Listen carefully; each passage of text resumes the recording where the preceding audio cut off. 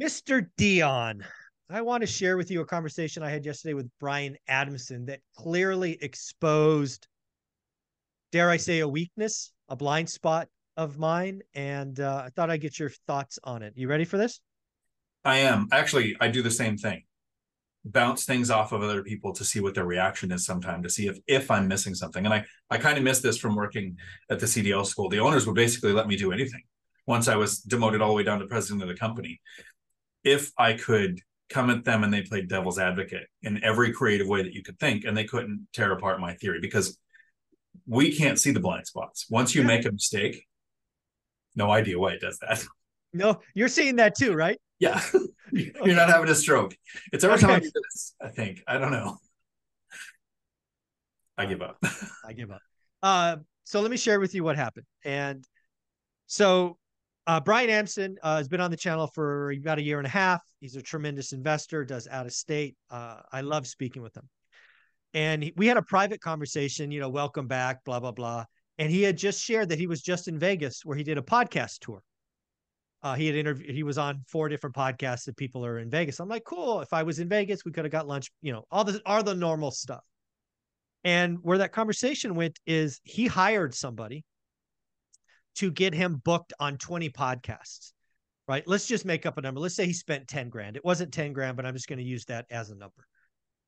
10 grand to get booked. And what this will allow him to do is obviously grow Brian Adamson, grow his brand, grow everything he's doing.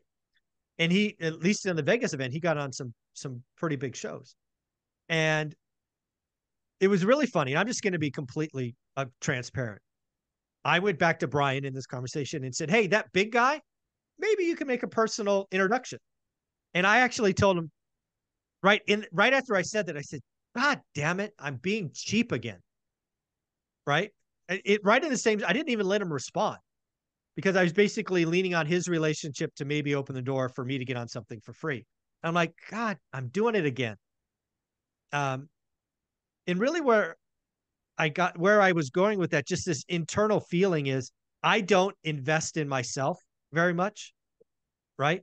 I could easily write a $10,000 check to get on big shows. I just never thought about it. I've been pitched 100 times.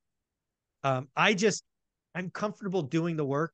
I'm comfortable grinding it out, right? We have grinded out for 5 years now, and we just crossed 55,000 subs, right? I've grinded it out. I got on Ryan Pineda's, Meet Kevin's, Think Media's without paying for it, just by grinding it out. Um, but sometimes, that conversation took me back, and I'm like, you know what? If I would have spent 10 grand, this could have happened sooner. And I don't know. I just feel bad. I don't know if I'm doing things right or wrong. It's just, I don't know. It just hit me yesterday like, God damn it. I'm being cheap and maybe I'm doing it the wrong way. So, So I try to draw some connection between things I've done in jobs that I learned a skill or something in, and then I've used in real estate. And so I hope that you can take this in the right light, right? We want someone else's opinion so we can get fresh eyes on yeah, our subject. exactly. When you were out rolling a new product, Mm-hmm. you had a metric. You would say, this much money spent on advertising has to get this multiple in return, or we don't spend the advertising dollars. Like you had that as a theory in business. Sure. How is this different? I don't know that it is different. I've just never chosen. I am comfortable spending 3 hours a day, 5 days a week doing what we do. It makes me contribute. I'm seeing some positive momentum. I never thought about, you know what? If we spend 10 grand, I fly around to 5 cities, get on 50 podcasts. What would that do? I've never even considered it. I don't even like, let's say it costs 20 grand all in because you got to pay the person and you got to do all the travel, right?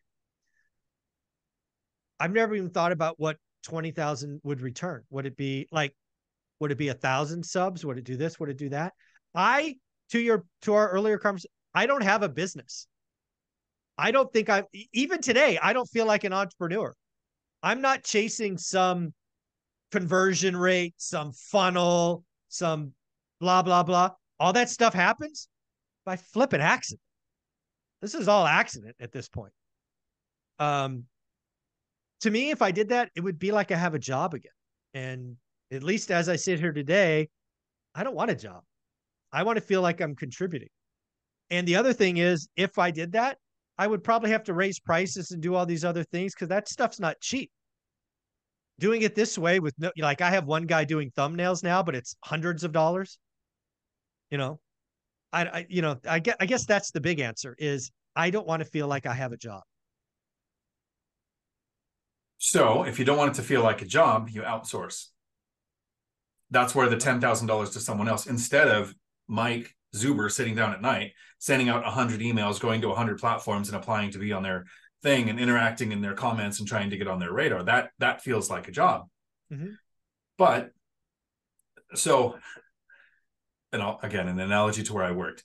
Sure. I worked at a CDL school, and a guy retired, and new owners purchased it, and over the next 10 years, they went from less than 6 figures in profit when they purchased it, okay, to about 9 million the last year, right? So this was an exponential growth, right? Mm-hmm. I've interacted with the person who retired and sold it, and he actually said this in a conversation one time. And I'm not sharing his name, so I could say I think he was stupid. He said, "Oh, I'm so glad I retired when I did. Man, I would never want to pay that much in taxes." Right, that was my response too. I kept it inside while we were sitting at the table together. Then you blew up in the car. Right. So I think a part of you doesn't want to have to think funnels, conversion rate, right, ROI on time invested, like all of the aspects of running a business. Yeah, you're right. But if you put a dollar amount on it, and you put the dollar amount out on work that you don't have to do, kind of like the thumbnails. You basically said, here's the millionaires, use their pictures and their thumbnails. Here's my color theme. I like purple, right? You gave enough to get them started. And then you might monitor and go, okay, this, I don't like this, tweak this, whatever. That's not full-time work. If you hire a firm to say, how do I get my information out to more people? Because more people can benefit from my information. Instead of, how do I get my information out to more people? Because I'll grow my business. But what about the people you can impact if you get to people who aren't hearing you now because you're not growing it with a business mindset? And if you don't want the business mindset, hire the business mindset. That feels better. That feels better. Okay. All right. Well, let's flip the script to yourself. Why? I guess I don't know for sure. Have you hired any outsourced talent to help grow your vision or channel? I have not. And so I'm going to make this analogy, and I'm going to blame it on the early morning hard water. Right? Remember, folks, you can't drink all day unless you start early. There you go. But here's a reason why I don't use dating apps. Okay. So I'm going to relate this to business, so I'll tie it. Dude, that was a left turn. Where did that come from? It's a left turn. Okay. So if you're a guy and you go on dating apps, it has a cost, right?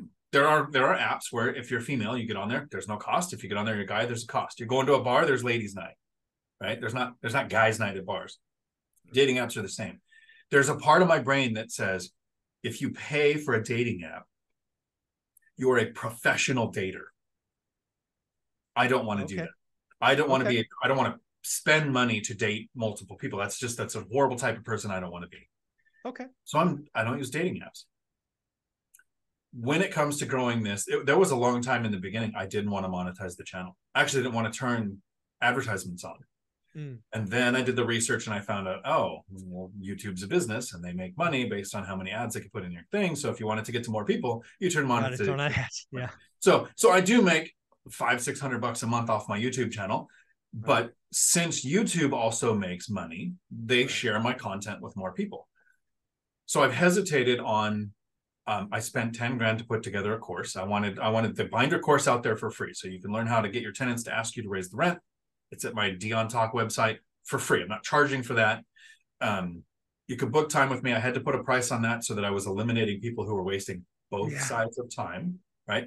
It's more, I want people who have skin in the game who are probably more likely to take action with the information, and it limits it. I'm like you, I don't want to retire into a job. I've had several, I want to say 1,000 emails come in. I found your YouTube channel. I know that I can improve your SEO with thumbnails and titles, and we can market yours and all that. I've not opened or responded to any of them. I just see it in the title. I could tell which ones are like that. Yeah. Just delete, right? Block, spam, report spam, whatever. I think that I have an evil genius way of growing my content and getting what I'm trying to share out to more people. Okay. So this is a behind the curtains thing. Yeah. I appreciate it. I find the Millennial Mikes, the Marcus Shiros, the Christians and Codys, the people who are doing amazing things and that are going to blow up and be huge on social media, huge in YouTube. And I try to help them in every way possible. I promote their content. I have them on my channel. I've brought Millennial Mike to every time I get invited. Hey, would you like to come and speak, to be our keynote speaker? I was like, absolutely. Yep. But Mike's coming with me. And I'm like, who's that? I was like, this is Millennial Mike. Let me introduce you to somebody who invested a distance, who's doing it while working a blue collar job, who's, all of the things. But in private, and here's the not private part of the conversation I've had with all of them now. When you blow up, when you become the next whatever, bring me with you. That's my business strategy. Instead of buying and spending on people to run a business, I'm trying to help other people who I believe in their content, right? So I'm not just going to, I had an affiliate marketer reach out to me recently, had a call with this person, and it sounded great. So I'll give you a really quick 30-second. It's called WiseFi. It's a platform like Mint that will, not like Mint, but it's, in my opinion, is better than Mint. It tracks your data, and it did this one thing that no other platform will do that I've seen. It tracks your disposable income and lets you allocate percentages of that towards high interest debt, adjustable rate debt, or your investments. And I was like, oh, this resonates, right? Right. So I thought, okay, I can affiliate with this person, with this business. Then I looked into it. They're heavy into the 4% rule. They're heavy into how do your pensions and Social Security impact your retirement. And I reached back out and I said, you guys have a great product. It's not for the people who watch my channel. Thanks for your interest, right? So there are people who have YouTube channels where I don't agree with their investing strategy. I don't think it's going to work. So I don't promote them. But when I find the people like Millennial Mike, or when I get on Bigger Pockets and I have the opportunity to say, oh, hey, here's the book, One Rental at a Time. This is the book I think everybody should be checking out, right? The more I help the people that are helping people, that's how I'm growing my business. Someday I might look back and think I should have done the $10,000 to get on bigger podcasts and do all of that too. I'm not there yet though. You still having fun? Yeah, I am. I actually had a question a couple of weeks ago where I wanted to find out from the people who watch my channel, is it having an impact? And a bunch of people reached out and said, oh, it sounds like you're not having fun. Because I talked about how much time it takes to do YouTube and to answer questions and do emails and do the Zoom calls and all that kind of thing. And it wasn't that I'm not having fun. It was, I think I was doing that. I need soft eyes on this. I did a couple of videos, and you might want to think about this too, is I did one, and here's like, I think it was 12 things I teach. Which one had the biggest impact, to get kind of the feedback on what resonated the most with people. And then I did, here's the 10, or I think 8 real estate investing myths that I busted. The 1% rule, diversifying, like all of those things. Which one of the myths that I busted had the biggest impact? And people reached out and said, it seems like you're not having fun. And I thought, oh no, this was research videos. So those weren't as much fun as like teaching the concepts or whatever. But yeah, still having fun. Okay. So I need to sit back and figure out. So first, let me just say, I still have fun every day, right? I would do this like you for free. I mean, this is how I feel like I'm contributing. Because if I wasn't doing this, let's just be honest, I'd have a day job selling software somewhere, and I have no interest in doing that again. So this is enough for me to feel like I'm contributing. I get notes every day about the positive impact. I do have to sit back and think about, and I'll probably do it this Friday and Saturday, whether or not I just want to continue doing what we're doing, which is kind of just slow grinding it forward.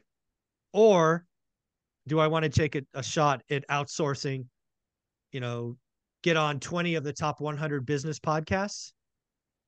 What could that do? because again, at some level, for example, let's say Meet Kevin, right? I got on Meet Kevin's episode and we saw probably 600 or 700 subs in 3 or 4 days.